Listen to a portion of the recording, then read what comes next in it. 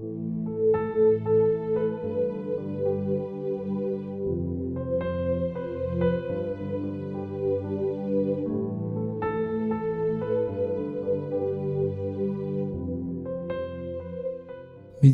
du 20 novembre, chanson sanglante. Mais un des soldats lui perça le côté avec une lance et aussitôt il sortit de l'eau et du sang. Jean 19, verset 34. En 1772, le compositeur anglais William Cowper composa l'hymne « Il y a une fontaine » où il dit qu'il y a une fontaine remplie du sang tiré des veines d'Emmanuel. Les pécheurs plongés dans ce flot perdent toute souillure. Depuis que j'ai grandi dans un environnement chrétien, j'ai chanté cet hymne des dizaines, voire des centaines de fois. Je connais la mélodie, mais j'avoue que je n'ai jamais beaucoup réfléchi aux paroles. La quantité de sang mentionnée dans cet hymne est horrible et dégoûtante pour les personnes instruites du XXIe siècle. Nous avons tous vu une fontaine pleine d'eau, généralement dans les parcs. Donc l'idée d'une structure similaire mais débordante de sang est choquante. C'est peut-être pour cela que nous comprenons immédiatement l'hymne comme une métaphore. Nous captons l'allusion au baptême chrétien, la célébration que cela implique et le pardon que nous obtenons par la foi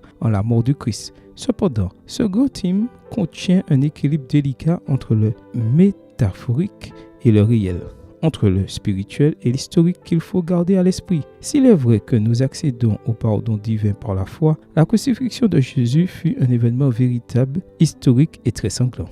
Ellen White l'a décrit crûment. Nu jusqu'à la ceinture, son dos montrait les marques des coups de verge, longues et profondes, plaies d'où le sang coulait en abondance. L'épuisement et la douleur se lisaient sur sa face ensanglantée. Jésus lui-même a dit que le Messie devait souffrir, voir Luc 24, verset 26. Et Paul ajoute qu'il est entré une fois pour toutes dans le sanctuaire, non avec le sang des boucs et des veaux, mais avec son propre sang. C'est ainsi qu'il nous a obtenu une rédemption éternelle. Hébreux 9, verset 12. Bien que nos sensibilités modernes soient blessées par la barbarie commise au calvaire, il a fallu du sang pour pardonner à nos premiers parents, voir Genèse 3, verset 21, pour sauver les premiers-nés de la mort, voir Exode 12, verset 12 et 13. Et le sang de Jésus est encore nécessaire aujourd'hui pour nous délivrer de la vaine manière de vivre.